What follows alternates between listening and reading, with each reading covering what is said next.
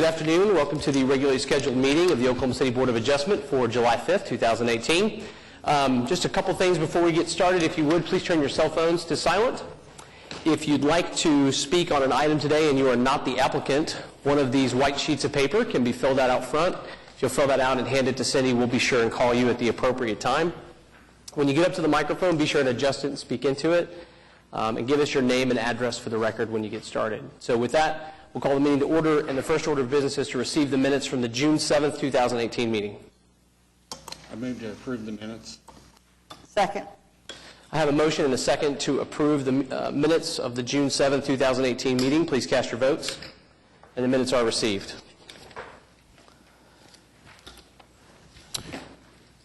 Next item are continuance or withdrawal requests from staff, and I believe we have 2 or 3 of those.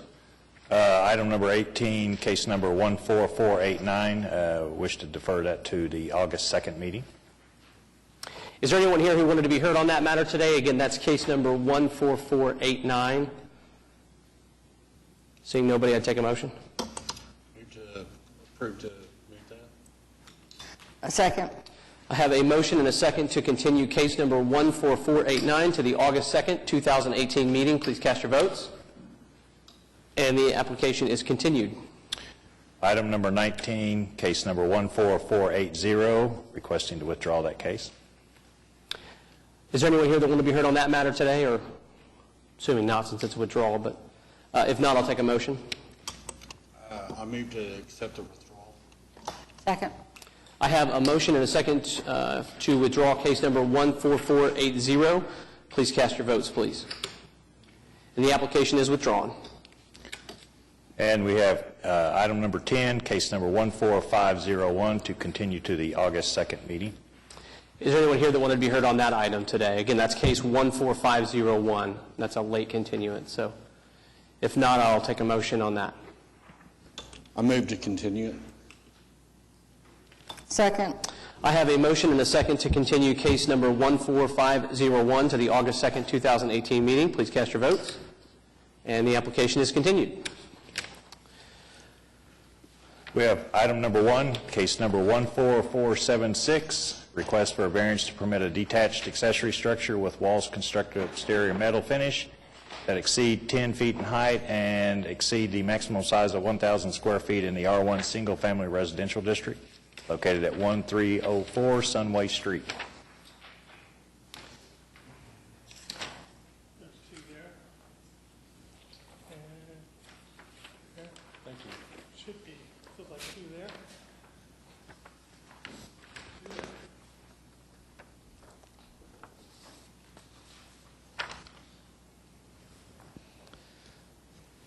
John Ray, 1304 Sunway. Trying to get a variance on a height and size. It's my 3rd time here. I've changed my requirements and everything. I sent a picture. There it is on the screen. Mine's a little Sears metal lawn shed on the left, and the other one on the right is my neighbor's. So I'm trying to get a variance for 1 foot in height, go from 10 to 11. And go to 1,000 square feet to 1,200 square feet. Now, you asked me about doing metal, or brick or something. The building's about 20,000. A metal building like the one next to it in the picture, my neighbor's. To go all brick, or some other deal, is going to go from 20,000 to 35. And for a 1,000 square foot building, I just think that's asking a little hardship. Okay, board members. The the handout that you gave us, the top photo, the building on the right is your neighbor's? Correct. The square one, the modern one? And then your property is on the left? Yes, about 40 feet with the telephone pole. He's 15 or 20 feet from You mine. got the telephone pole in front of yours? Yes, I'm the little utility shed Okay. with the basketball goal on it. 40 years ago is probably nice. I just doesn't serve a purpose nowadays for. And that's it, just 200 square feet bigger and 1 foot on the side. And that's all I'm asking. Board members, other comments or questions for the applicant? Is there anyone here that wants to be heard on this matter today? Mr. Ray, at least from my perspective, I think you've tried your best to satisfy the fourth item required to have us grant a variance, which is the minimum necessary to alleviate the hardship. I know that it's probably been frustrating, but I appreciate you taking the time to go through, work on it, and come back to us. It's given me some time to look at the area, the neighborhood. A lot of these buildings are constructed in metal, been that way a long time. It is kind of the character of the area. The other thing that I think weighs on me that staff notes is that your lot is very close to a half acre, and if it were a half acre, then you'd be allowed 1,250 feet of an accessory structure, and you're at 1,200 feet. So I think you've demonstrated that you've tried to get as close as you can, and I support the application, but I can't make a motion. So Okay. I make a motion to approve it. Second. I have a motion and a second to approve case number 14476. Please cast your votes. And your application is approved. Thank you very much. Question, where do I go from here? Do I get the paperwork, see John? You need to talk to him. Okay, that's what I need to know. I have one Thank you. question. We did not include the metal siding in the motion. It was not part of the application. Is he going to run into a problem? We granted the variance, and we can do it separately if we need to just for recording purposes, but the variance requested was 11 feet in height, so 1 foot above the requirement, and the accessory structure to be 1,200 square feet, and that was what was just approved by our action. So, But I think he made the argument for the metal siding all the way and not having to do the brick veneer, and I think that I would support that. But do we need a separate motion? we just approved it. Okay, even though it wasn't part of the application, it is approved. It's the exterior metal finish, because it exceeded 10 feet in height is why it was required, and we approved that. Okay, Yeah. okay, thank you. Okay, thank you very much, guys. You're welcome. And Thank ladies. you. Item number 2, case number 14478, request for a variance to permit 2 residential structures on 1 lot to encroach the corner side and rear yard setback in the R2 medium-low residential district located at 645 Southeast 28th Street. I'm Josephine Escobedo, and I live on 645 Southeast 28th Street, Oklahoma City, Oklahoma, 73129. Welcome. Tell us about your application. Can you take over? Sure. My Go name ahead. is Joyce Dozier, and I've been helping her get this with her brother, Ms. Dozier, what is your address, just for the record? 645 Southeast 28th Street, Okay. Oklahoma City.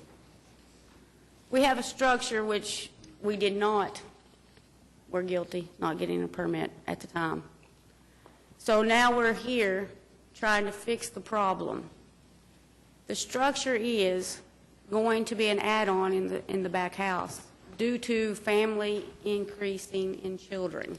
Also, the mother lives there, and we need to make her comfortable.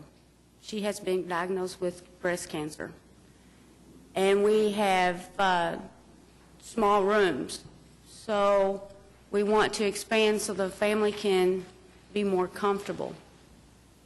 And in the front, we went ahead and did the variance for this too, because there's a carport which we would like to make a utility room to do laundry there. Okay.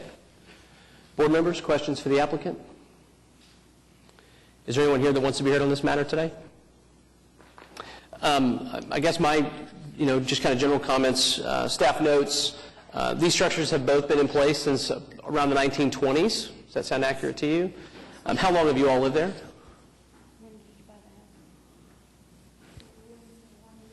21 years ago, she said. 21 years, okay. And if you look at I guess the other thing I'd note is if you look at the map we were provided, you can see there are a number of accessory buildings, garage apartments, that sort of thing that are prevalent in this area. Seems like a reasonable request to me. Again, I support your application, but I can't make a motion. I move to approve. Second. I have a motion and a second to approve the variance for case number 14478. Please cast your votes, please. And the application is approved. Good luck. Yeah. Item number 3, Don't forget case... your permits. Don't forget building permits. Yes, definitely. Item number 3, case number 14491, request for a variance to maneuvering on street right-of-way in the I-2 Moderate Industrial District located at 7421 North Classen Boulevard. Applicant present? Mr. Chairman, Ben Kirk, 105 North Hudson, Suite 1000, here on behalf of the applicant, just in case there are any questions. Why don't you tell us just a little bit about the application? Certainly. The reason for the variance is because we are adding a loading dock to Lot 5, there as shown in the plan, and we need to finish out the curb cut. And to be able to utilize that loading dock, we need to be able to allow for truck traffic to maneuver in the city right-of-way to be able to back in. We don't have any other way of utilizing that loading dock other than with regard to the requested variance. And it's an infrequent use. It will only be tied to our performances during the performance year, taking the props and the sets from there down to the Civic Center or wherever we may be performing. How long has that loading dock been in existence?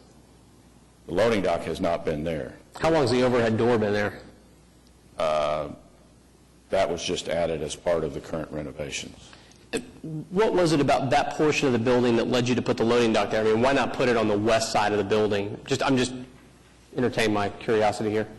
We acquired the property, lots 5 and 6, with the intent of being able to use that to support the use of the building as a warehouse as opposed to a mixed use. And that was the most logical means of egress and to be able to unload the trucks. Is there enough, let me ask that question differently, is there enough room on the west side of your building to accommodate a loading dock like this? Do you guys have the land available to do that? Not and meet the parking density requirements. Not and meet the parking density requirements, okay. Board members, questions for the applicant? I mean, my primary concern here was just a potential future use. And if this be, I understand that it's an infrequent use currently, and I appreciate that, and it factors into the analysis, but in the future, if it's something that gets used several times a day, Yep. it becomes a lot different analysis. The maneuvering in the right-of-way is always a concern, which is why it is an ordinance and why it requires a variance to do it. In this instance, what particularly concerns me is if you were going to maneuver in a right-of-way as it relates to this building, 74th would seem to be the logical place to try to maneuver in the right-of-way. I get that you're site constricted, but Classen is a divided median road, which means if you have a truck and you back in and you're blocking the roadway, you've completely stopped traffic as it tries to navigate Classen. And we have seen a number of projects come through in this area. That area is going to continue to develop and carry more traffic. So it's a concern, and to Mr. Merchant's point, it's not that your use is what we have to think about when we look at these issues. It's that if Mill Creek Lumber goes in there and they're taking 12, 20, 50 deliveries a day, they're allowed to maneuver in the right-of-way the same way on Classen Boulevard, which I think creates a problem. 2 points, Mr. Chairman. First, as indicated in the application and noted in the staff comments, this is a very infrequent use of the city right-of-way. This is not going to be something on a recurring basis.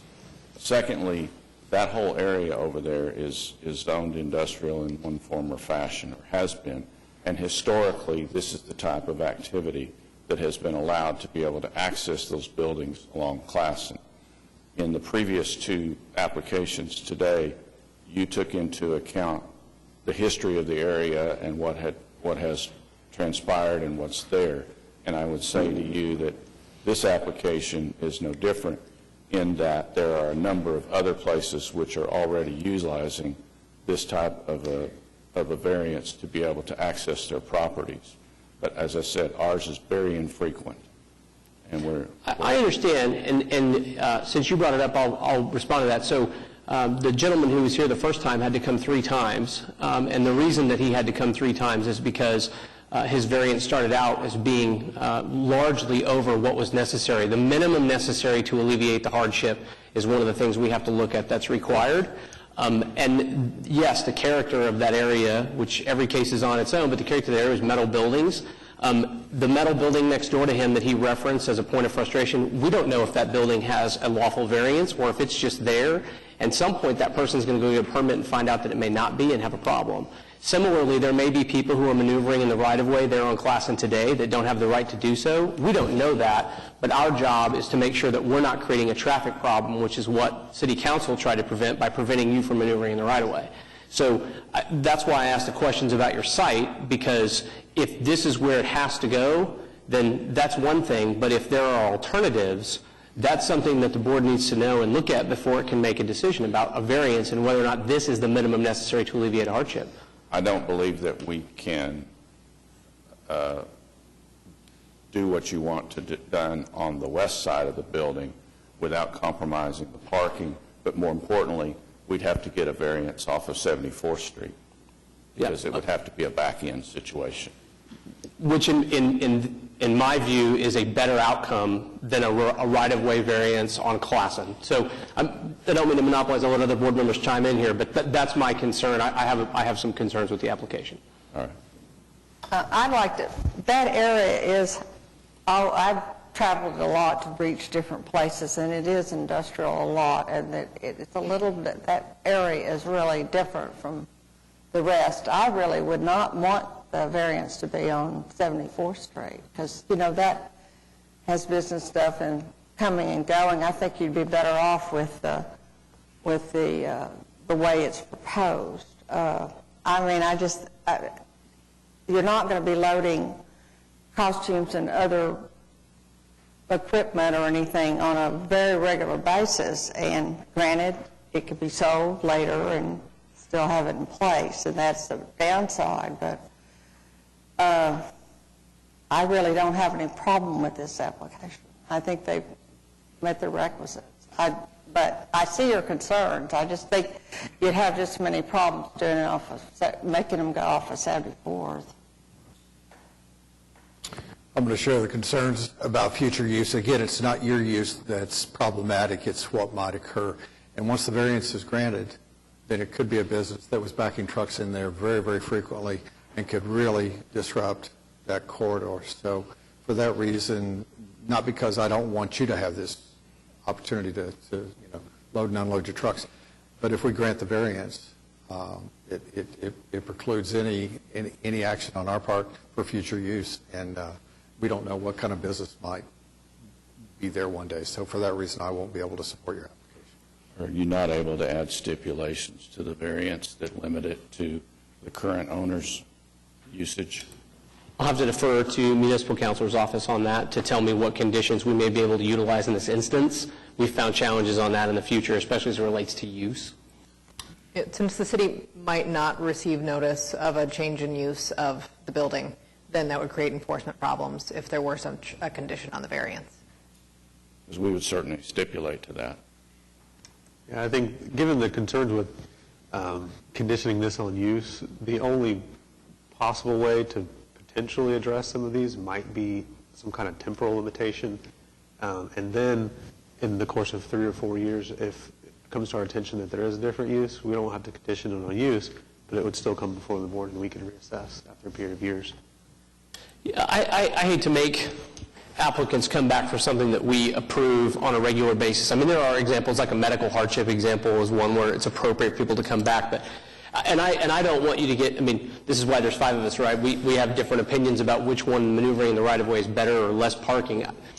I guess the best advice I might be able to give you is to, my issue with it is that I don't think you can demonstrate that the last 2 elements, one, that it's in line with the comprehensive plan, that's maneuvering in the right-of-way here is exactly what they sought to prevent, and the other is the minimum necessary to alleviate the hardship.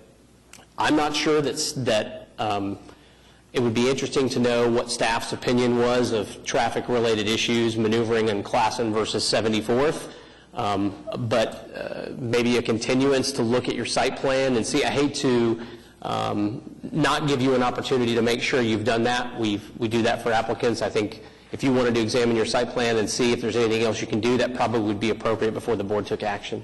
But I can't support it in its current form.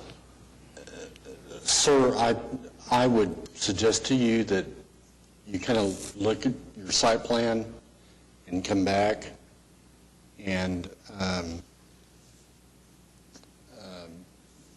I would just suggest that. Well, we're happy to work with staff to resolve whatever issues need to be resolved. I think we've done that, but we're happy to do it further if that will result in the panel's consideration of a favorable application.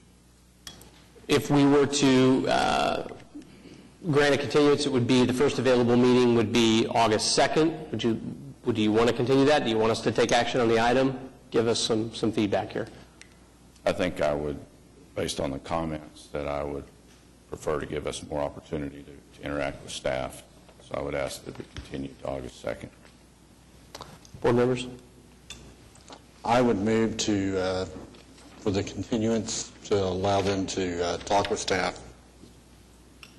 Second. I have a motion and a second to continue case number 14491 to the August 2nd, 2018 meeting. Please cast your votes.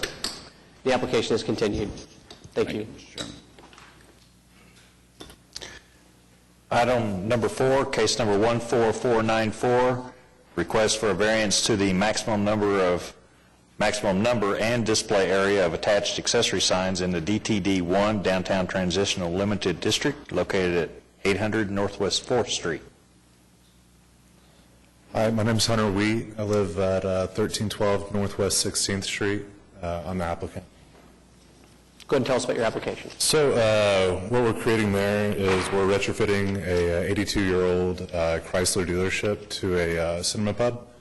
So back in the back auto shop, we're going to put 2 small intimate theaters, and the front's going to be a restaurant. We came up with signage that would go on the northeast that faces Caddy Corner. Right now, the preview, like if we were without the variance, the signage would be pretty limited as far as like the scope of the building, and so we went with something that would be more to proportion of the front of the building. The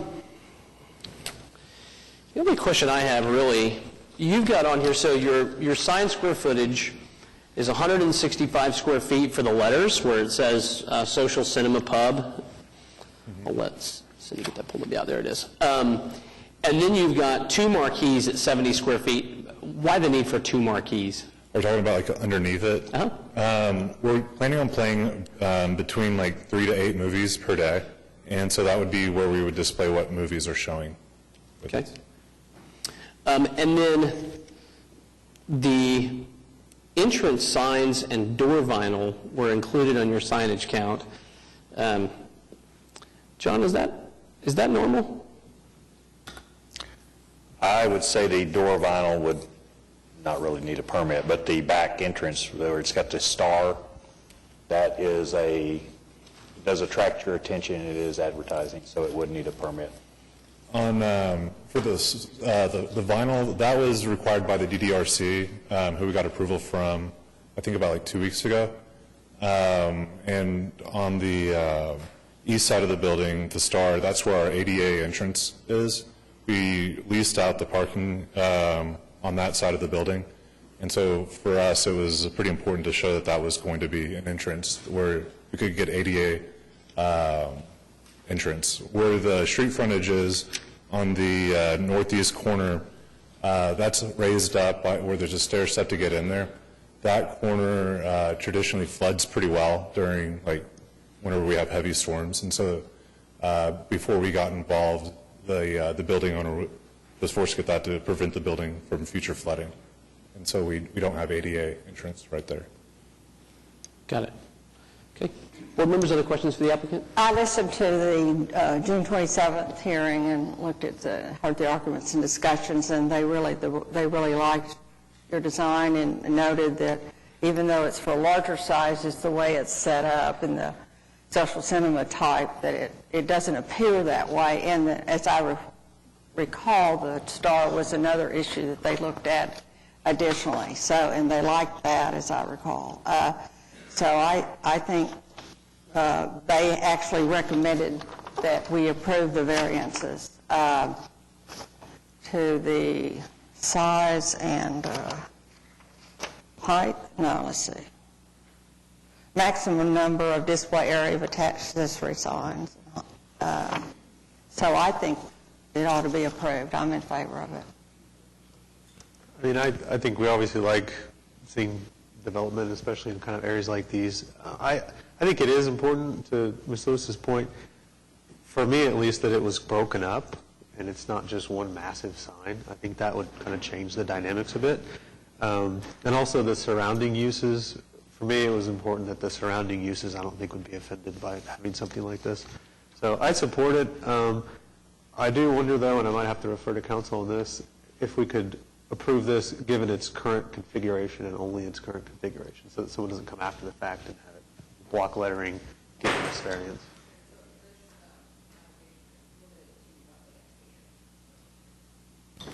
What they've stated in the application. So it wouldn't be a square footage variance that continues into perpetuity. Well, they could change the signage, but it's going to be configured this way. I'll defer to John on specific. We're going to require, if somebody comes in after this and is using the same and they're changing it, we're going to require that they go by this or come back to the board. So if they, in other words, if they tried to, I want to make sure I'm clear about what we're saying. So if they tried to do away with the 2 marquees and enlarge the building front signage, you're saying that they couldn't do that under this variance? I'm saying they couldn't. We would require them to come back because of what they've shown on the application and what DDRC has approved. This would also have to go back before DDRC I see. Anyway. Okay. That was my only condition for approval, so given that, I support it. Is there anyone here that wants to be heard on this matter today? If not, I will take a motion. I move to approve application 14494 for the reasons that it meets the statutory requirements. Second. I have a motion and a second to approve case number 14494. Please cast your votes, please. The application is approved. Good luck. Thank you. Item number 5, case number 14495, request for a variance to the minimum 3-story or 50 feet in height, maximum building setback of 10 feet from the property line for the first 2 floors, and maneuvering on street right-of-way in the DBD Downtown Business District, located at 400 South Robinson Avenue. I will also say I didn't have in my staff report, but this was approved by the DDRC, and they did recommend approval for the variances. Good afternoon. Hope everybody had a good holiday.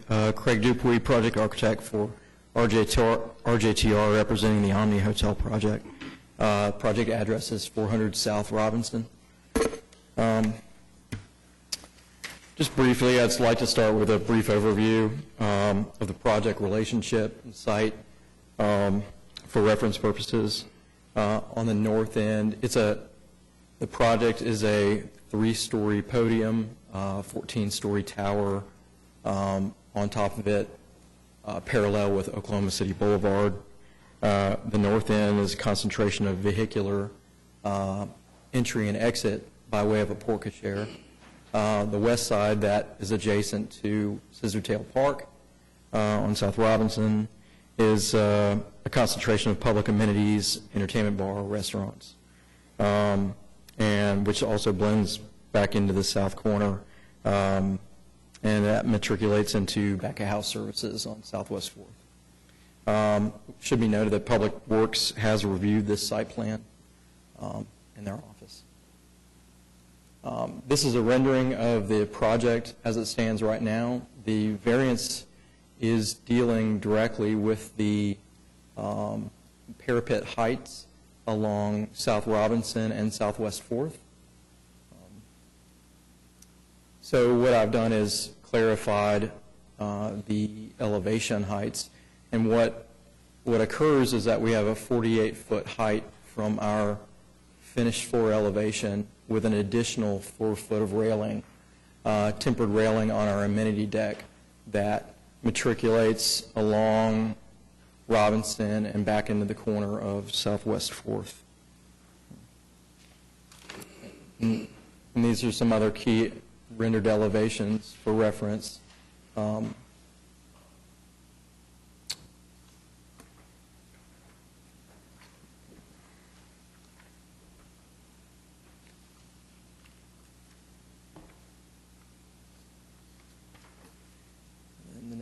So this is an enlarged elevation along Southwest Robinson, where we prove out a 52-foot dimension between where the amenity deck height, so it would be 48 feet to the coping, and an additional 4 to the railing edge, all along Southwest Robinson, or South Robinson, I'm sorry.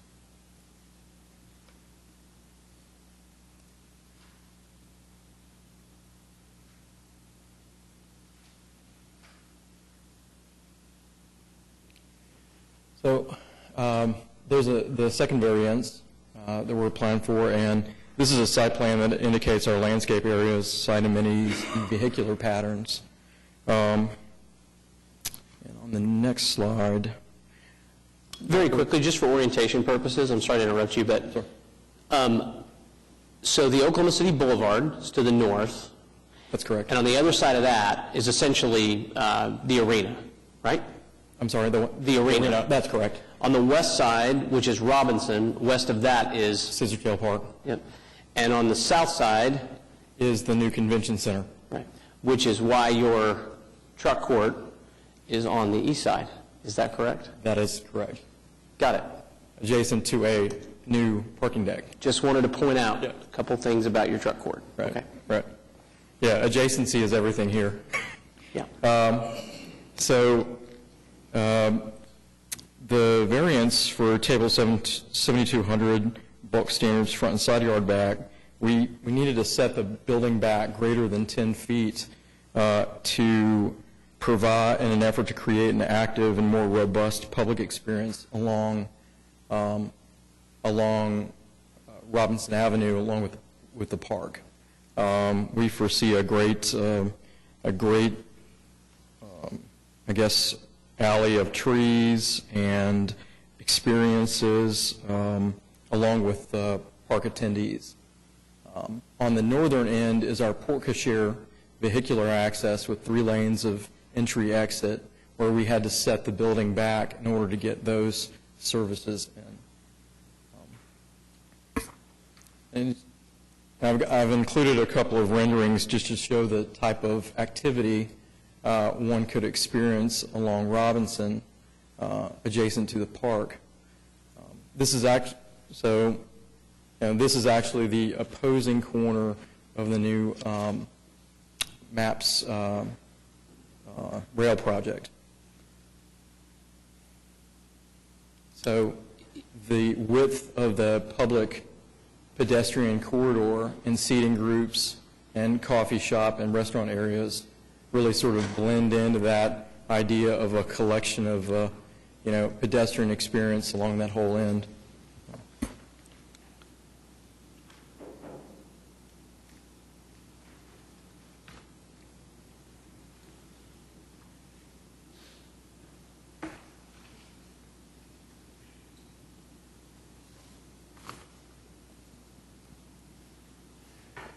The third variance I'd like to bring to your attention is for the section 59-101-50.2, the use of public right-of-way to access a loading dock.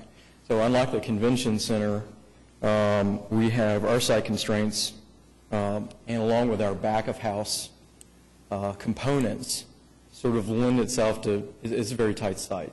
And we've tried our best to map out with civil and everybody to get the most efficient use of our loading dock for services.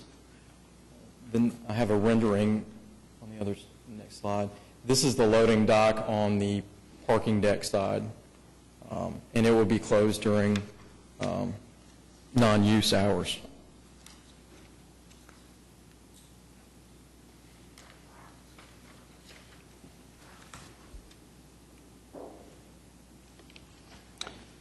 And that's it. So just to clarify a couple points, the minimum 3 stories is really about the retail portion, so to speak, and the pool deck, correct? That's correct. Yeah. And then the setback, the 10 feet, really what created that was the need for the porte-cochere.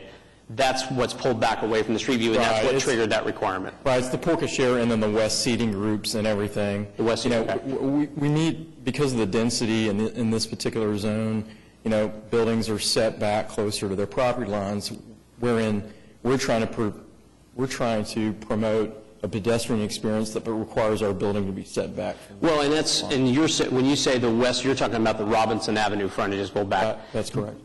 In my view, the biggest thing there too is that you're talking about a stretch of sidewalk that's going to carry traffic between an arena, the Omni, and the convention center. So we're talking about on any given event day, thousands of people. As I also recall, south of the convention center, there's going to be additional parking. I think that's where they put that. There's some parking there, as I recall. I believe that's under review now. And so that parking, that traffic is going to be walking from that parking lot presumably to the arena. And, right. Yeah. We expected the collection of events that occur between the park and the west, and on the west side of the hotel, with specialty restaurants, with Burger Bar, with the entertainment bar. We needed some additional width. Yeah. I think there's a perfectly good safety argument to be made there with that. And what I'll say on the maneuvering in the right-of-way, to me, again, the thing about that you've done here, Broadway is the least offensive place to maneuver in the right-of-way. In fact, in my view, it's the only street you can do it on because you're going to be carrying 4th and 3rd are going to be carrying traffic back over to connect to, yeah. Right. And obviously Robinson is where you've got streetcar and frontage and all that stuff. So it turned out to be the most efficient pattern, but we still have to angle it to get our T-turn in for the trucks. So. Board members, questions for the applicant? I think it's very well, I think your presentation in the staff report, and I listened to the hearing, is very well presented. Thank you. The design took a lot of, I listened to all the landscape discussions on the trees, and the reason you wanted to do the podium, because you wanted it to be for the podium, and of course that would be perfect in the design. And if you're going to access the park and have pedestrians, you're going to need more setback. Is that correct? That's correct. That's correct. It was recommended for our approval, and I believe it meets all the requisites for the variance from the regulations. Is there anyone here that wants to be heard on this matter today? Board members, other comments or questions? If not, I'd take a motion on the application. I move to approve application 14495 for the reasons that it meets the statutory standards.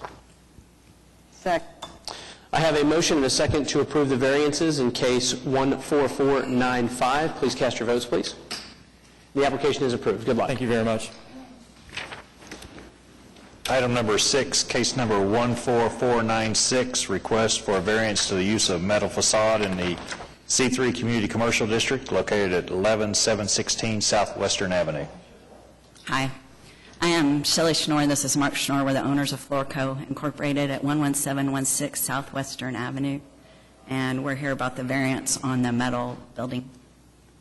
The other buildings in this area along this street are all metal with a brick facade, and our current building was built that way by the previous owners, and variances were allowed on all those. And we are just building an additional warehouse to sit back on the southeast side of our current building, and we're just requesting a variance to be able to do that the same. Our staff report indicates that, excuse me, that there was a variance granted in 2004. Just to be clear, was that to the building? Is that the building you guys occupy now? It's the one we purchased. The previous owners got that variance. Okay.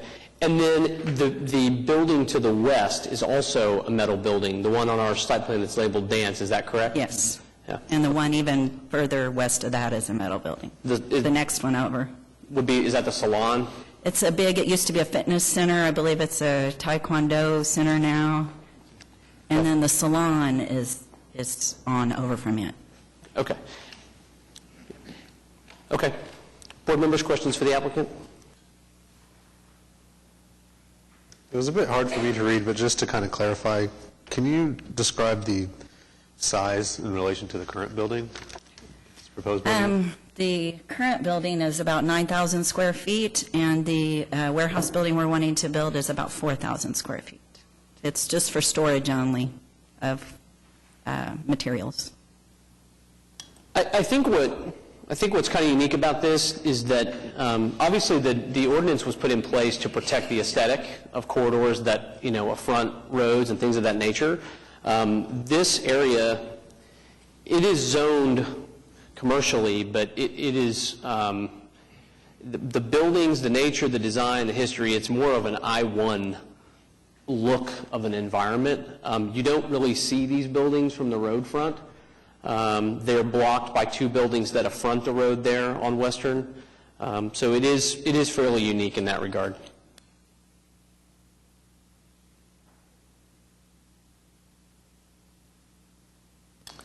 Other comments? Anyone here that wants to be heard on this matter today? I'll take a motion.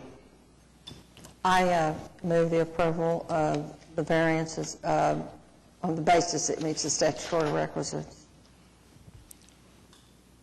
I'll second.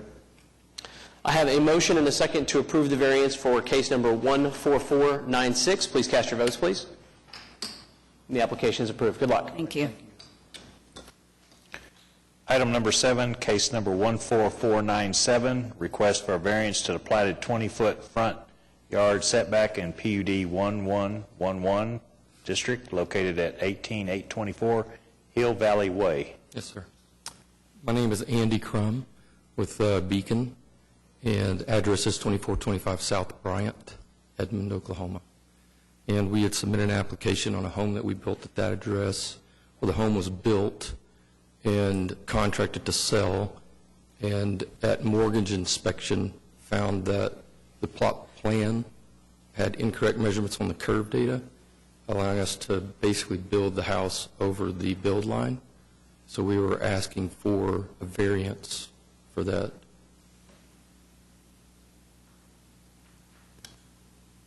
Hill Valley Way, I'm pretty sure I got the site plan correct. I just want to make 100% sure. Your home fronts Hill Valley Way. Yes, that's the front. And so per the ordinance, that would be the front yard setback. Yes, sir. Yeah. But, I mean, really, your home affronts that entire traffic circle-ish curve there. Is that right? Yes, sir. I don't know what that street is not labeled. Is it Bloomfield Place? At any rate. It's like a lead-in road to the roundabout. I don't know if you've seen it or. Yeah. No, I've not driven the site. I've just looked at an aerial. But do you have a fence that runs along that whole thing too? Yeah. Because that's part of the openness of that neighborhood, right? That's what yeah. Okay. Okay. Board members, questions for the applicant?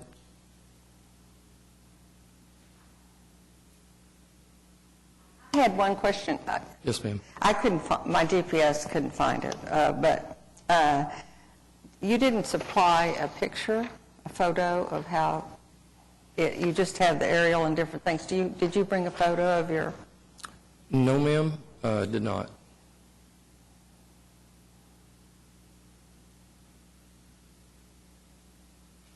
Board members? I'll make a motion to approve case number 14497 for the reason that it meets the requirements, the statutory requirements. I don't suppose anyone wants to be heard on this matter before we proceed to a vote. Seeing none, I'll take a second. Someone wants to make one?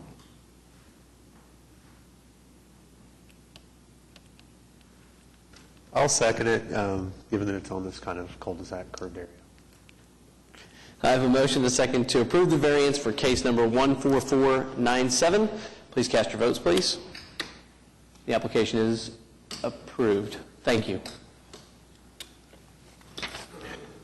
Item number 8, case number 14498, request for a variance to the front yard setback, required number of parking spaces, hard surface approach, maneuvering on street right-of-way, and minimum 22-foot two-way drive width in the I-2 Industrial District located at 1020 Northwest 81st Street.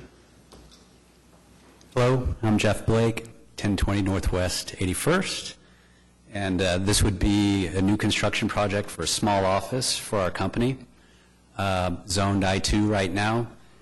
And so what I'm asking for is just some consideration for a smaller footprint with a strong focus on the aesthetic versus a larger warehouse that I could plop down here with about 7 parking spaces. So that's my challenge. Having a little bit of office space is pushing the parking requirements up, accessing that parking, and then just fitting it all on the space properly. So I don't know if we want to go through these one by one. I can kind of say why I'm asking for these things. Just hit them one at a time. Or? I think that would be helpful for this one. Okay. So I'm just going to go down the list. Front yard setbacks. So this used to be a residential zoned property. In 1979, they came in and rezoned all these lots, I-2, I-2, C3, with the vision that, like a lot of the neighbors to the south, these would be warehouses that might have trucks and access for storage. And I think what we know today is that's not happening. We have a daycare center to my west. We have an artist, a glass shop to my east, and then we have me, a small office of a couple thousand feet. So the idea was to widen the road to allow for, I think, larger trucks to swing in and access these spaces.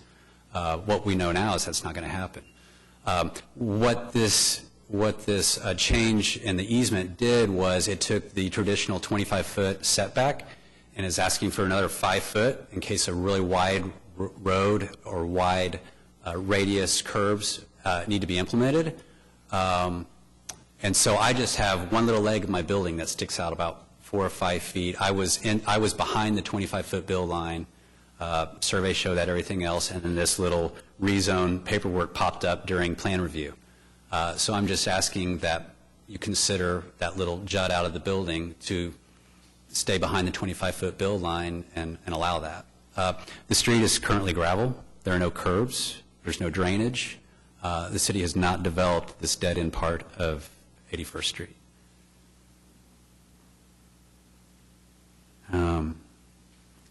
Parking spaces. So we were about 4,100 square feet all in, 3,000 foot of office, 1,200 feet of a little storage space in back for files, tools, et cetera. That puts us at a count of 17 parking spaces. I was going to maximize landscape deductions.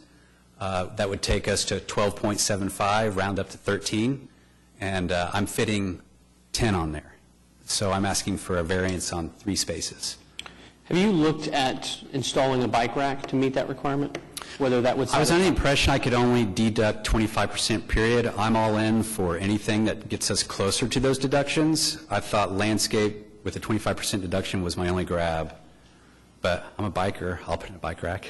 I believe he's already got the 25%. He's already got there. With the landscaping. Got it. So he's taken the... That's what I want to make sure of. Okay. Yes. All right.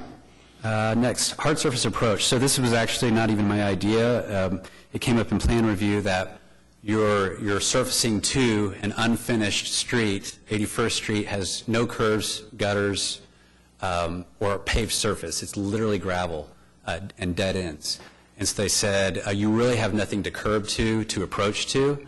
I'm all ready to do that the second the city, paves the street. And so they said, apply for not having to curb and not having to concrete the approach. And so I've applied for that. Maneuvering on the right-of-way. So I have 4 spaces, one being ADA compliant to my property line. And the way you have to maneuver, I suppose, to get out and back onto Western is you back out and you turn west and you get out of there. And so you can see where I cross, public easement and then into the street. Again, I have one neighbor beyond my own that accesses this property. His parking spaces are conformed just like I'm proposing. He has the same right-of-way issue. I'm just asking that those 4 spaces be allowed to access the street that way. I mean, there's virtually, at the end of the street, it's access for emergency use only for public storage. It's a locked gate. And the street's just not traveled. Okay. 22-foot drive. So I put parking in the back of the property. I have 4 employees on site. You can only fit 6 cars in back. But because of that rear parking, codes require that you have two-way access to that back drive. I'm currently on a property in this exact same setup with the same number of employees, with the same number of parking spaces, and cross-traffic's not an issue. I've also poured the drive in such a way this is never going to be accessed by large delivery trucks. Nothing really larger than an F-150 is ever going to fit back there. So I've conformed to the 18-foot deep parking space, the 24-foot back-out parameter, and I'm just asking for the opportunity to fit larger vegetation on the front of the property to maximize the value of landscape over the extra 11-foot or so of drive that the code requires.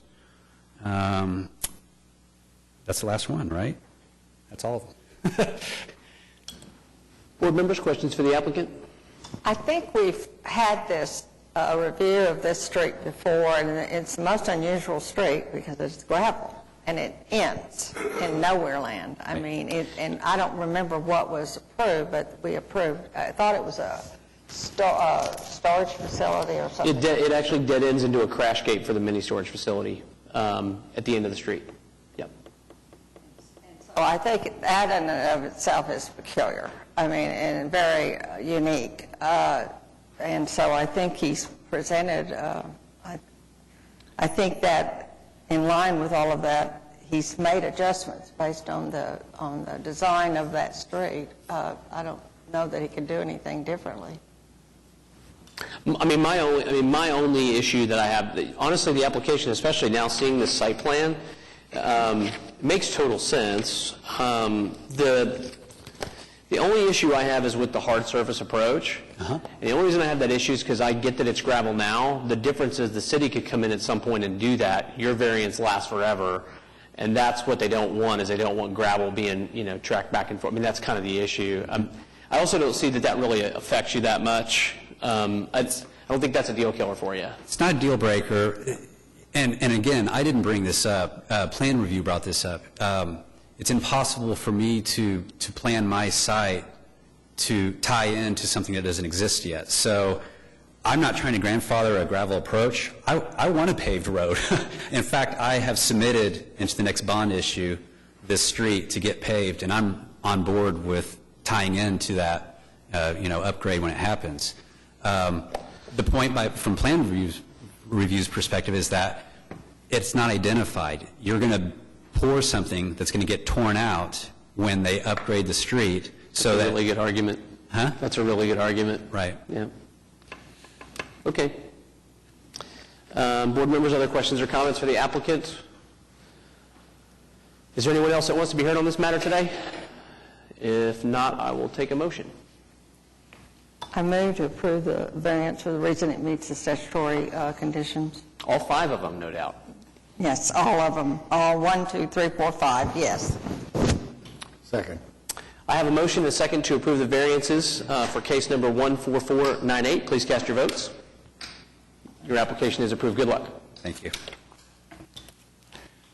Item number 9, case number 14499, request for a variance to the 25-foot setback required for a dumpster located next to a residential property in the C3 Community Commercial District located at 7301 South Pennsylvania Avenue. Hello, I'm Kathy Risk with Price Edwards and Company, and I'm representing Walnut Square Shopping Center, LLC, in request for this variance. Go ahead and tell us a little bit more about the application. Okay, we've got a new tenant. Finally, we've had a vacant space for quite some time in this shopping center, and we have a new tenant moving in, and they are requiring to put a trash compactor right behind the furthermost output of the back of their building. And our property, for some reason, in the back of it has an area that's zoned R4, whereas the rest of the center is zoned C3. And per the code requirements, there's supposed to be 25 feet between anything with the building to the R4. Well, once they put the trash compactor there, it's only going to give them about a 12-foot clearance. And so we're asking for a variance so that they can put that compactor there. The area that's zoned R4 has a developed parking lot on the site, is that correct? Yes, there's parking. There's parking there, but we don't stripe it or anything. Who uses that parking presently? No one really uses it. How deep is that parking area? Do you have any idea? No, I'm not sure. It's pretty deep, though, because we have an entrance off of Penn that goes into that end of the parking lot behind the building, and so a lot of the large trucks that come in will come in off of that entrance and go behind the building. Yeah. My view, the intent of the ordinance is to prevent interference with established residential areas. I'm not sure a floodway with a partial parking lot classifies, in the way that the code intended it to. I get that it's zoned that way, but I also understand the reason for the application. It would seem to me that it meets the statutory requirements given the actual conditions of this property. So I support the application. Board members, other questions for the applicant? Is there any way to ensure that it's not eventually going to be used as residential? I mean, to grant this variance on the condition that the adjacent property is not developed as residential? They could have it rezoned, which, there's no guarantee one way or the other that occurs. In my view, too, the thing that gives me a little bit less heartache there is that something there is going to have to come into this use. It's not as if this shopping center is being developed and they want to put the trash compactor there and there's homes there and now all of a sudden we're introducing this. It's a very established area. I mean, this center has been there for a long time. Yes. 70s? Yes. Yeah, early that's what I 70s. thought. Yeah. Yeah, and the owner, it's been the same owner, and he has no reason, wants to build anything residential on that lot at all. So I get your point. I mean, we could ask him to rezone it, I suppose. Anyone else who wants to be heard on this matter today? Board members, other questions, or I'll take a motion. Make a motion to approve case number 14499. It meets the statutory requirements for a variance. I'll second. I have a motion and a second to approve the variance for case number 14499. Please cast your votes, please. The application is approved. Thank you. Item number 10, case number 14501, well, that's the one that got continued, excuse me. Item number 11, case number 14502, request of Jessica D. Cox for a variance to the minimum 150 foot of frontage to a public or private road in the AA Agricultural District located at 15250 Southeast 44th Street. Hi, I'm Jessica Cox, 15250 Southeast 44th Street, requesting a variance to the minimum distance to a public access road for our new home. So a little history, we've actually lived on this property for the last 11 years. We purchased it, or I guess now it's 12. We purchased it in 2006, 2007, somewhere like that. And we've been using the same easement to access our current property, our current home, and we want to build a new home on our property. And so in order to get building permits, we'll need a variance, which I guess the people that built the home before us did not get. You granted a variance almost exactly like this to our neighbors to the east who use the same road that we do to access their property as well. Our staff report indicates there's an access easement that was filed in Oklahoma County. Do you recall offhand, is that easement perpetual? Does it run with the land? Is it forever? I assume it would, yes. Okay. I just got to stop. I'm sorry. I'm in recovery. Forgive me. This takes a long time. Okay. Board members, other questions for the applicant? Anybody else who wants to be heard on this matter today? Seeing that there's likely none, I'll take a motion unless there's other discussion. I move approval. Second. I have a motion and a second to approve the variance for case number 14502. Please cast your votes, please. And the application is approved. Thank you. Thank you. Item number 12, case number 14504, request for a variance to the minimum 25-foot front yard setback in the C3 Community Commercial District located at 6201 Northwestern Avenue. Good afternoon, Tim Johnson with Johnson & Associates, here on behalf of the applicant. This is a piece of property that is formerly owned by Chesapeake, has a small soccer field on it. It sold to W.P. Glimpshire originally, which is now Washington Prime, and now has resold, or in the process of being sold, to build a hotel, which was the big news this week.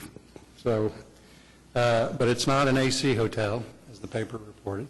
So it's going to be a higher brand than that. So this piece of property, because it's zoned straight C3, our firm and Mr. Box's father, we've rezoned everything around this at one time for Chesapeake at different occasions. In every application, we've reduced the setback in the front to allow for a more urban feel on Western and 63rd Street, which is how Chesapeake has developed east of 63rd, very close to the right-of-way. We did the same thing for MidFirst Bank at Grand. We pushed them up to within 10 feet of Western because of that urban feel that they wanted with the bank. So the uniqueness of this is it's just straight C3 and it comes with a 25-foot front yard setback. So what they want to do is allow for the building to be up to within 15 feet. So Western would be this side, and this would be Chesapeake Drive. So they're really orienting the front of the building to Chesapeake Drive, which is a private boulevard street, although it does have a signal on it. And the side of the building would be more the western side. And by allowing that, it allows the spacing in the back of the building to allow for better parking layout inside the courtyard of the building footprint. So with that, we feel like it meets the requirements. 15 is the minimum we need to get by to allow for that spacing in the back.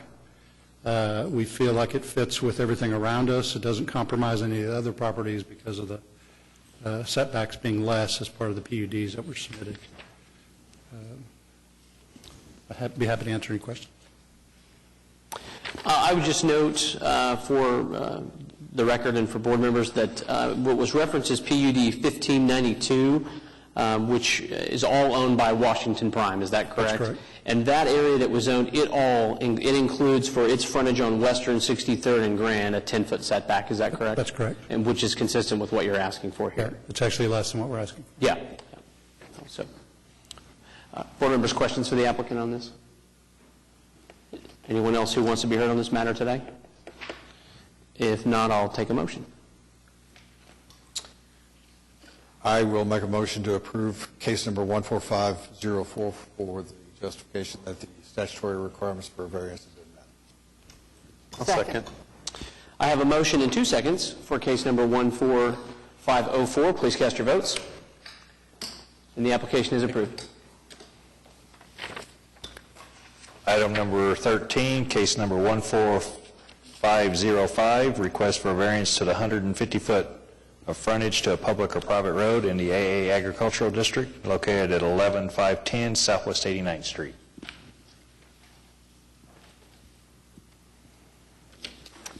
Is the applicant present? We don't need a motion to push to the end of the docket, do we? I don't think so. We'll just move this to the end of the docket, and we'll bring it up at the very end of the meeting. So let's go ahead and move on to the next item. Item number 14, case number 14506, request of GNS Sign Services LLC for a variance to permit an attached sign to extend over 6 feet above the height of the structure in the C4 General Commercial District located at 4318 Northwestern Avenue. I'm Cameron Gleason. I'm with GNS Sign Services located at 1019 East Grand Boulevard, Oklahoma City. As you can see in the artwork, our original intent was to make this a pole sign, and a pole sign is completely conforming. You can all the way down Western, there's pole signs in the area. Our kind of hardship was the fact that the canopy for a restaurant extends and approaches the right-of-way line, and it's about 2 feet from the right-of-way line. So our only option was to go through the canopy with the pole sign, but the city had decided that they would like to approach this as a wall sign. And with it being a wall sign, we run into the problem that it can't extend 6 feet over above the attached wall it is attached to. So that is why I'm here with the with being denied, because it's higher than 6 foot above the. So is it attached to the wall or is it attached to a pole? It's a pole sign, and it goes through the canopy. And it's not attached to the canopy whatsoever. It goes into the ground. We're running into engineering problems with it attaching to the wall just because of the cantilever that it has. And the only way to support the structure and the weight is to go straight into the ground as a pole sign. But as a pole sign, it conforms to all the ordinances? Yeah, that is correct. Considered attached because it's going through the canopy. Right, yeah, correct. Questions? It is a very interesting sign. I think I like it, kind of trendy, cool sign. One thing that I was a bit concerned with is it did seem at full height that it would be higher than a lot of the pole signs. I don't know how high that Will Rogers Theater sign is. Do you know off the top of your head? How The high Will that Rogers sign- Theater? Yeah. Oh, Will Rogers Theater is much higher. So it'll be higher at full, okay. That makes Yeah, sense. Will Rogers Theater is a pretty tall sign. Okay. Is there anyone here who wants to be heard on this matter today? If not, I would take a motion. I think this meets the statutory standards. I'd move for approval of case number 14506. Second. I have a motion and a second to approve the variance for case number 14506. Please cast your votes. And the application is approved. Thank you. Item number 15, request of Sleep Studio Properties LLC to suspend Section 2 of Article 4 of the Oklahoma City Board of Adjustment bylaws and rules of order regarding reconsideration of a case previously heard and decided by the board. Good afternoon, David Box, 522 Colcord Drive, on behalf of the applicant. This is a bit of an unusual item set on your agenda. I think I'd probably disagree a little bit with staff in their interpretation. We don't believe that this is reconsideration. If you look at the bylaws, and I believe it's Article 4, Section 2, if you turn to that provision within the bylaws, it is entitled reconsideration. And if you read the first sentence, it says, cases heard and decided by the board will not again be set down for hearing by this board within 6 months. We're not asking for the item that was heard and considered by this board to be set down again. That case was denied. We chose not to appeal that case. This is a new application with a new case number, a brand new filing fee, brand new mailing ownership list. This is a new item. We do not believe it's a reconsideration. If you look at the way that the bylaw is written, we believe, frankly, it produces an inequitable result. When you look at the way that typically boards in municipalities handle these things, it's usually a 6 months or type of scenario. Here, what you have is it's a 6-month limitation, and then only when the applicant can show a material change. In theory, that means the case that you heard and denied at the last meeting for eternity could never, ever, ever, ever, ever be heard again. Because that case, if we applied again for a 50-foot, even though we meet the 6-month requirement, we can never meet a material change. To evidence that, if you look at the way that this city handles zoning cases, under Title 59, 4250.11 sub F, it's going to be the second page of the packet you have coming around, and it's highlighted. It's a similar function there, where it says, whenever an application for proposed zoning text or map amendment has been heard and decided by the City Council, a second application to zone the property cannot, or contained on the previous application shall not be accepted within 6 months of the date of the previous decision unless said application is initiated by the Council. However, a second application may be accepted upon a showing by the applicant of a material change in the character and use of surrounding properties or in some other factors. So typically, it's 6 months unless there's material change or there's other evidence. And if you think about it, that's a logical approach to it, because if within 6 months, it's designed to prevent you guys from wasting your time, if there's citizens that are concerned to prevent them from continuing to have to come down here if a developer just keeps trying the same thing over and over and over again. But if you've made a material change to a previous design, it's not the same application. By definition, it's a different application. Again, it's a different case number. It's a different application number. The city gladly accepted our money again for a new application. So it's not what I believe the bylaws are trying to get at with the 6-month limitation. Even then, if we agreed that it was, I believe the way the bylaws are written is simply in error. I could find no other bylaws in any municipality around here in which it's 6 months and a material change. It's 6 months or a material change. Because if there's a material change to the application, it's a totally new application. It doesn't matter that it happens to be on the same piece of dirt. The application is different. The analysis is different. The merits of the case are different. That is not what the bylaws are aimed at keeping out within 6 months. So I would disagree with staff that we even need to suspend the bylaws. This is not the same case that was heard and decided by this board. We had the opportunity to appeal it. We didn't. Part of the reason we didn't appeal that application was what we believed we heard was maybe 40 feet would be a more reasonable approach. We believe the merits are wholly different. We believe we have the exhibits and the evidence to present that will show why 40 feet is not going to be a problem. It's almost not visible whatsoever. So we don't believe we fall into the category where we are prohibited from bringing a new application with material differences that will be new evidence that will be very different and perhaps could have changed your opinion. So one, I don't believe that we need to suspend it, but if we do, I believe that it's warranted given the set of facts that we have here. Again, I couldn't find any other bylaws or any other provisions of any city that it's 6 months and material changes. But I'd be happy to answer any questions. We'd ask that you, if you believe you need to, suspend the bylaws to allow us to put on the item that's a new case with different evidence, different materials, and a different set of reasons why we believe we meet the statutory conditions.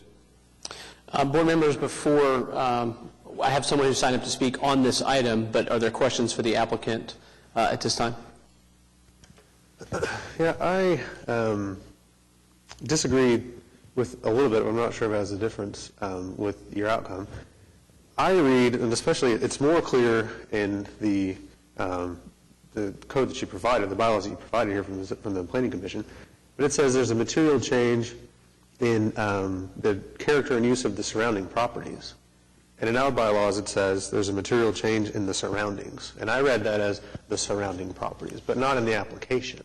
So it's not that there's some material change in the application, it's the surrounding properties. And here I don't think that's met. So I think we're left with whether there's new evidence.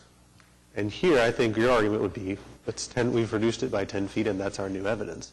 And my only kind of hesitation would be, what's the standard here? And this might have to go to council, but what's the standard here for new evidence and submitting a new application and the burdens involved there?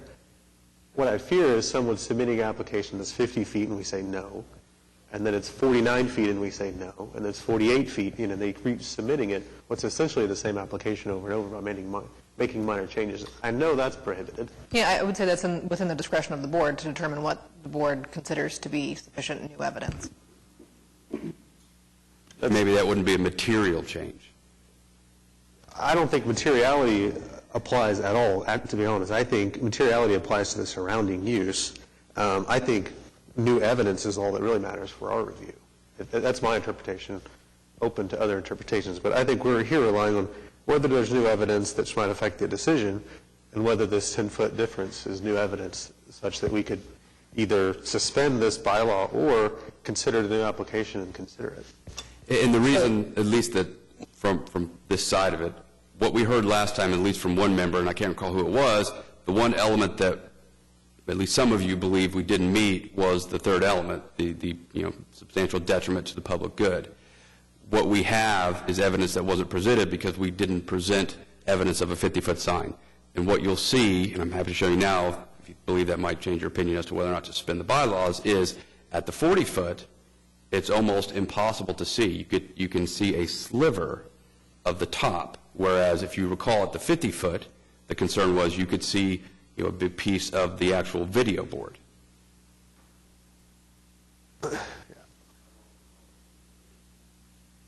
Yeah. again, I'm not sure if that addresses my concern of an applicant submitting successive applications over and over with minute changes, which I don't think the rules allow.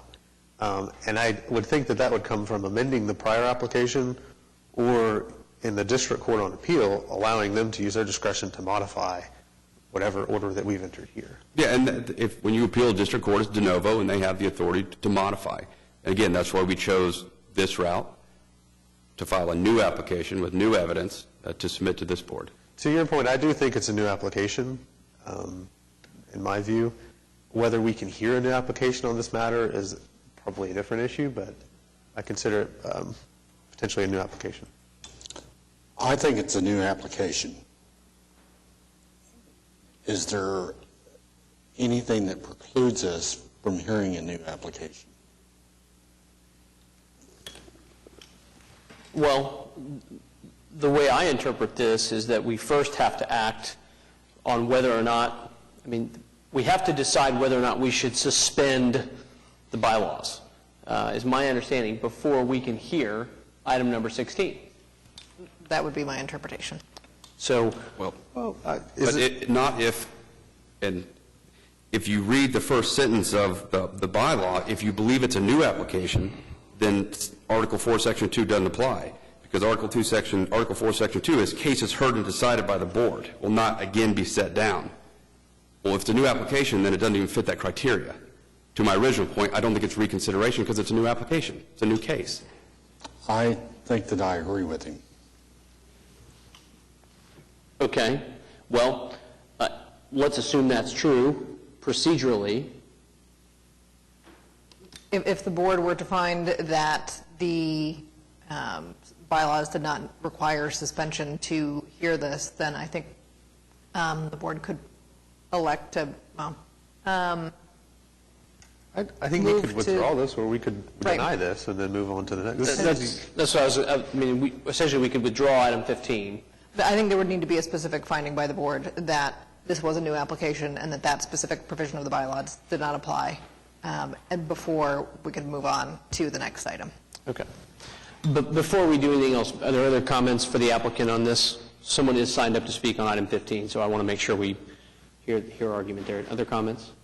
I'd just like to ask the municipal councilor, do you believe the provision applies to waiting the 6 months?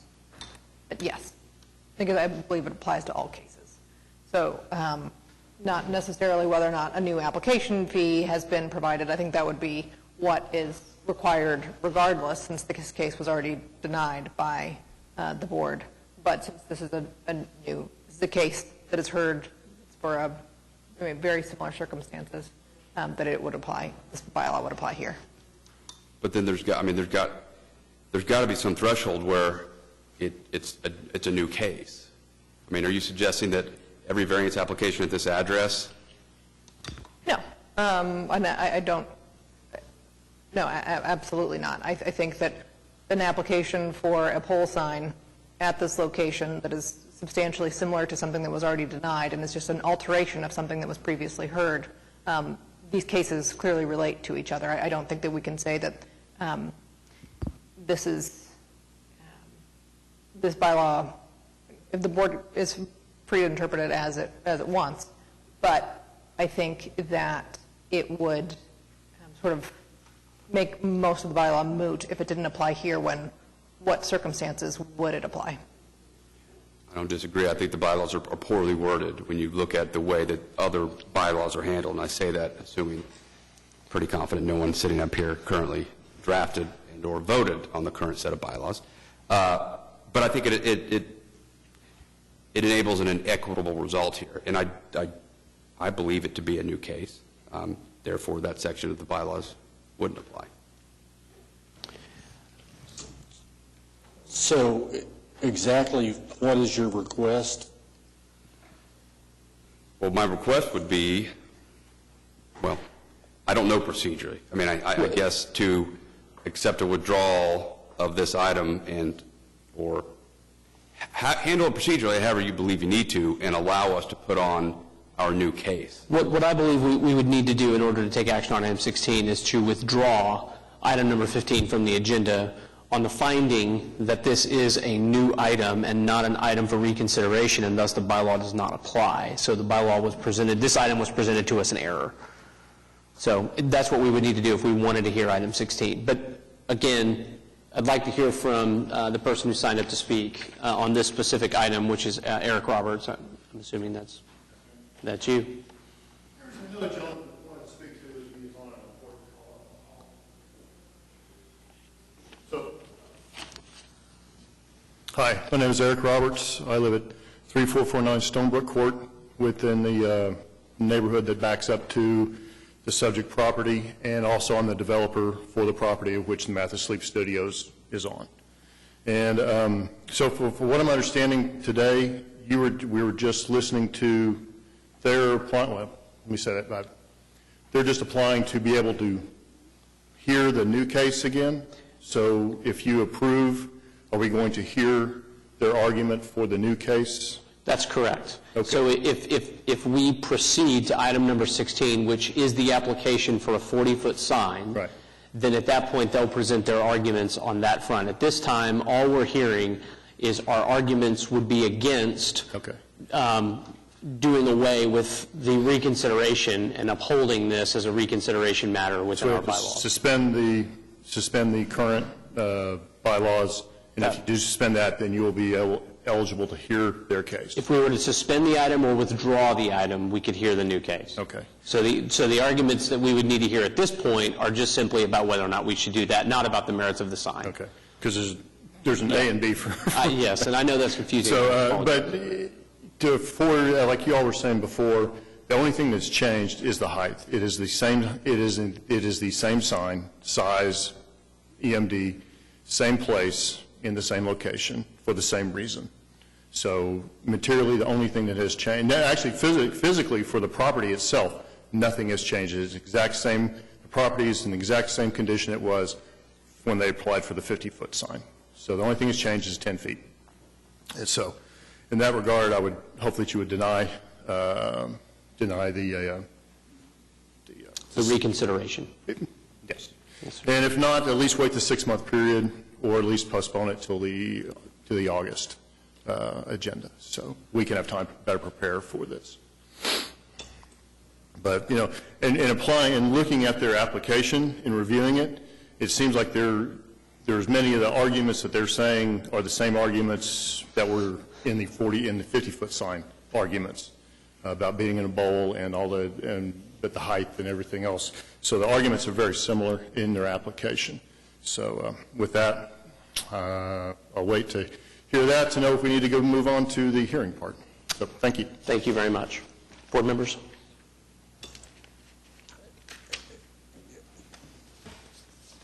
I don't know that the sign issue is a different issue than the current thing that is right here. And I think that there's been a material change that satisfies the requirement for a new application and new evidence, in my opinion. I think we also have to deal with, this might be on everyone's mind already, but the 6-month issue. So if we did just withdraw this application or something, we still have the 6-month issue potentially. Or we run into the problem that I had earlier, which is a concern with not enforcing this bylaw. I think we kind of set a precedent that tells everyone, if you get denied by the board, you can change your application by a foot or 5 feet or 10 feet and then come back at the next meeting and submit an application or a motion for reconsideration or whatever it is. It's a potential problem. I agree with the interpretation of the municipal counselor's office, and I also don't think it's material. And I believe it's probably been administratively interpreted that way for a long time. Is that correct? Been interpreted in the past? I am not aware of any other instances where this has come up. Okay. Where someone has submitted an application, successive applications for similar projects. What I would say is that I'm persuaded in that there is a potential inequity presented by the way the bylaw is drafted. I think that the board is very capable of ascertaining when it would be appropriate to say, okay, typically conjunctions are the problem in legal drafting, right? But if it said cases heard and decided by the board will not again be set down for hearing by this board within 6 months of the date, and then only where the applicant show material change, I think that it's true that that would create an inequity, because you'd have to meet these two prongs that presumably may never occur. So what is the baseline there? On the other hand, it would seem to me that the intention of the bylaw was to prevent cases from being reheard in a very regular way with a very substantially similar set of circumstances. That was the intent of drafting the bylaw. So whether or not this is a case where you look at it and you say there's a material change in the surroundings or where new evidence might affect the decision, motions for rehearing should be entertained in those, if those circumstances are met. I don't know on this one where I am, to be candid. But I think what we need to do at this point is take a motion and see where we land, and let's try to get beyond item 15. So our options here, if I'm understanding Municipal Councilor's office correctly, we can either make a motion to suspend Article 4 of the Oklahoma City Board of Adjustment bylaws, Section 2 of Article 4 of the Oklahoma City Board of Adjustment bylaws and rules of order. We can make a motion to approve the suspension, deny the suspension, or our other alternative would be to make a motion to withdraw the application on the grounds that this is not a reconsideration, and that would be enough. So somebody take a first stab at it, and let's see where we are. Well, and I might ask Municipal Council for this, but if we withdraw this and it is not, and this actually is a new application, is there anything that prohibits someone from submitting successive applications? Well, and I should clarify that I think that the last sort of clause in that long sentence, a new application is required regardless of whenever a case comes before the board. So regardless of whether it's 2 months later or if it's 6 or 7 months later, a new application. So that's not necessarily the sort of triggering event. But I think whether, if the board wants to withdraw it, then to say specifically what about these circumstances makes this bylaw inapplicable, I think that would be beneficial.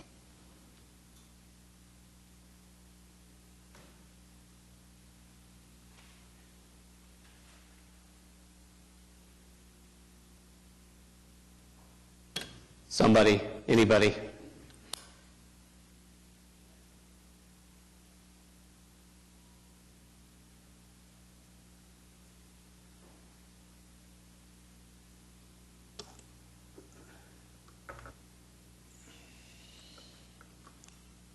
I just think it's a new application, and I'm not going to vote to suspend the rule, but I think it's a new application. I think there's new enough evidence here, potentially with the blackout area, the way that this sign is, the proposed sign is designed, that the difference between 50 feet and 40 feet might be substantial enough that they could have a case, and there's enough evidence here that could show that. Enough for me to say that it's a new application, and as long as there's nothing that prohibits someone from submitting successive applications that are different, then I would support whatever outcome we need to make that happen within a 6-month period. Is that a motion? It is, but we need to probably work with Municipal Councilor, because I know she's expressed a couple of concerns about what the board needs to find and need not find in order to have a valid motion.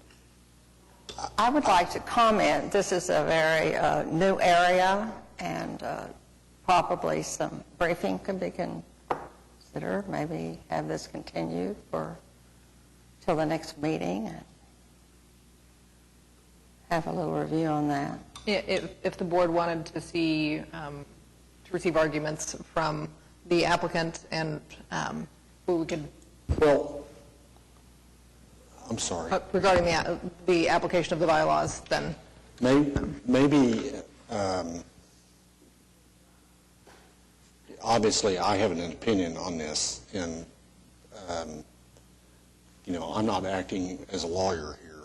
I'm as a board member.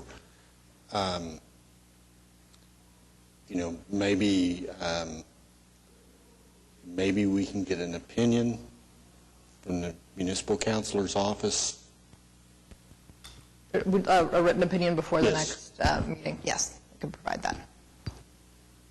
Also, you Mr. would Box, probably what want would to you- do the agenda. What would you think about that?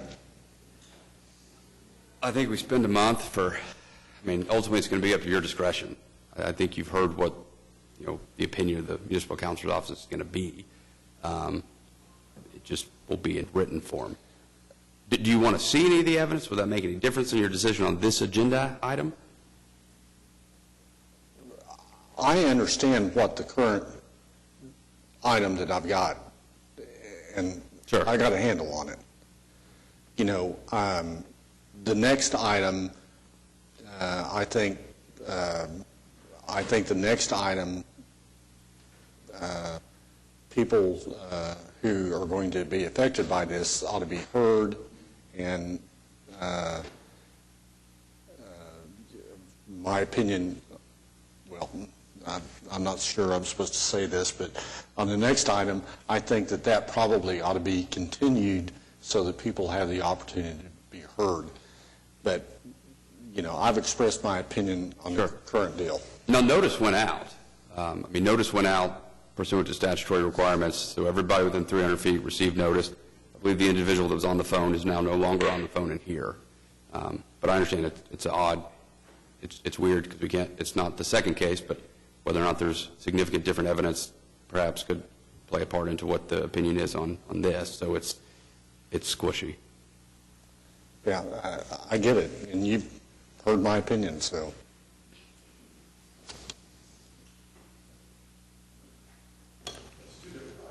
We still require a motion on item 15. So I can't make the motion, but again, I'll try and summarize this. So if we want to continue the item to allow municipal counsel's office time to provide an opinion on the interpretation of the bylaw, that's something we can do. So there's one option.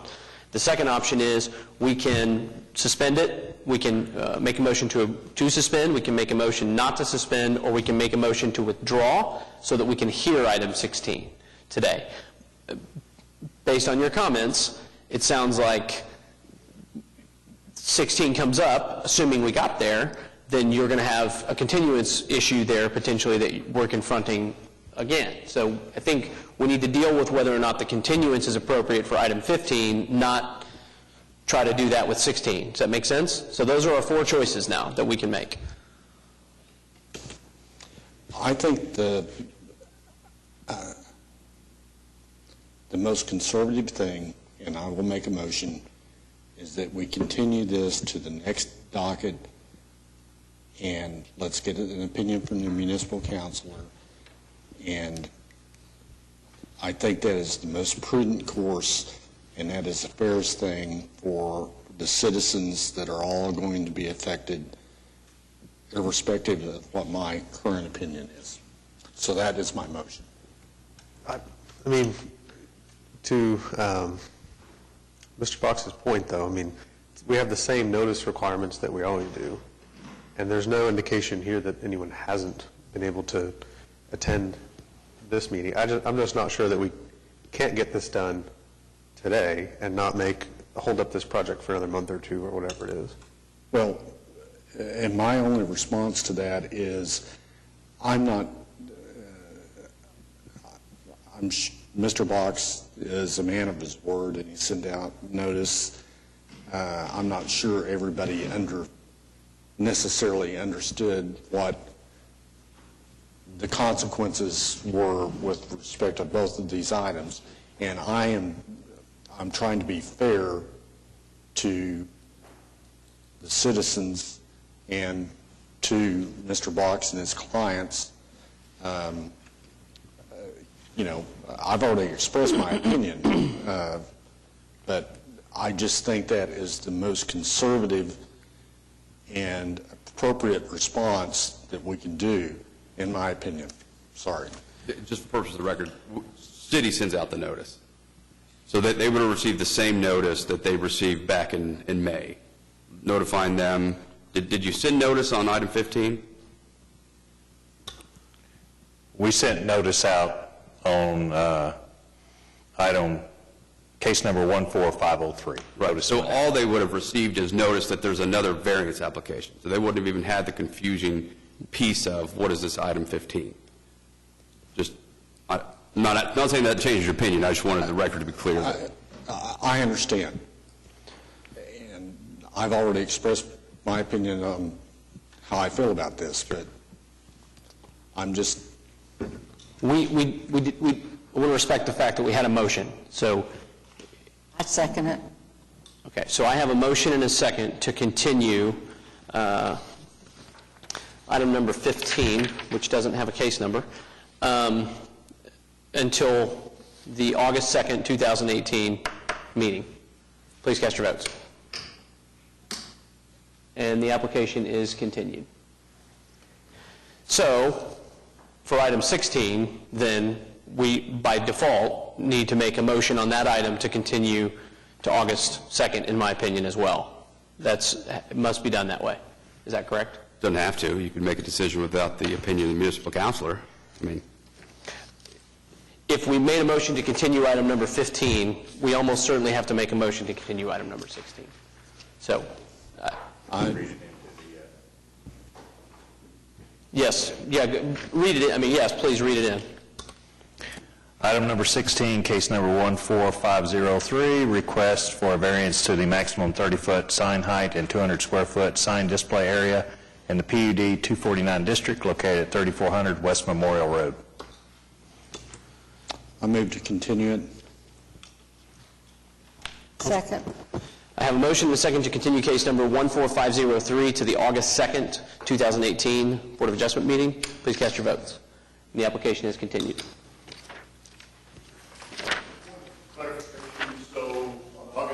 If you would come back up, just so we... So on the August 2nd meeting, we'll be reviewing, which was item 15, and if then that is approved, then we'll go on to what is now item 16? Yeah, you need to let your neighborhood folks and anyone else with an interest in the application be made aware that both those items will be heard on that day. Okay. So action will be, or could potentially be heard on that day. Right. And Just depending the outcome of item 15 at the August 2nd meeting. That's correct. Okay. Yep. Thank you. I believe we need to go back to item 13, case number 14505. Is the applicant present for case number 13? I'm guessing not, because I'm guessing that the other gentleman who joined us is Hugh McCoy. Is that correct? Yes, sir. Okay. So I just take a motion to continue that item out of respect for the applicant. That's item number 13, which is case number... 14500. That one. Can someone make a 14505? We just need a motion to continue that. I'll make a motion to continue it. I'll second. I have a motion and a second to continue case number 14505. Please cast your votes. And the application is continued. And John, I'm guessing you'll let the applicant know that, okay. Yes. And what everybody's been waiting on, item number 17, election of board adjustment officers. Yeah. Okay, so take nominations, right? So we need a nomination from somebody for somebody else to serve as both chairperson and vice chairman of the board. So we'll do the chairperson first. Does anybody have a nomination for that role? I'd move that Ms. Lewis be the chair.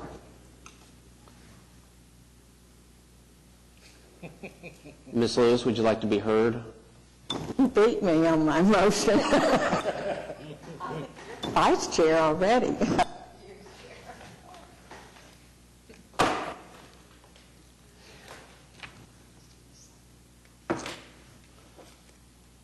Anybody else of interest? Well, I would just ask, is Diane willing to serve? I'm willing to serve. It's been customary for those that, have the longest tenure that haven't served as, and had the opportunity to chair, that they have the opportunity. I've had my opportunity, Scott's had his opportunity, he's leaving, and so Diane and Kevin and then Sam is the newest member of the board. So logically, it would be Diane or Kevin to share those responsibilities. And if Kevin would like to nominate Diane, is that a motion? That's my motion. I'll second, if Diane is willing to serve. Diane, you good with that? Yes. All right, well, I have a motion to second to appoint Diane Lewis as the chairperson for the next board year. Please cast your votes. And you're it. And I would like to nominate Kevin Donaldson as vice chair. I'll second. Sorry, Kevin. Motion and a second. Kevin Donaldson is vice chairman of the board for the next board year. Please cast your votes. And it is you. Okay, additional items. There are none. Board committees, members, citizens to be heard. Other business. Before we adjourn, I just say it's been a real pleasure to serve with all you guys. I appreciate everything the city staff has done, Laura and Cindy and John and everyone else. It's been, I've been on the board since November 2014, and I've really enjoyed the opportunity to serve the city and be a part of this deal. I've learned a lot doing it, seen some really interesting things. It's been a great experience for me as a citizen and a business person and community person, so I've enjoyed it and I appreciate it. So enjoyed serving with you guys. Somebody should thank Scott for his service on the board and for his chairmanship and his dedication. All of us, we could say thank you. Yeah. I would commend him for everything that he's done and his expertise and his preparation for every one of these meetings and his comments, and I think he's done an outstanding job. Well, I appreciate that, and wish you guys well and good luck. So with that, And I've enjoyed working with you. I You've appreciate done a that. wonderful job, and good luck on your new endeavors. So. thank you much. With that, I'll take a motion to adjourn, even though we don't need one, but we do it anyway. So moved. Second. Cast your votes. We are adjourned.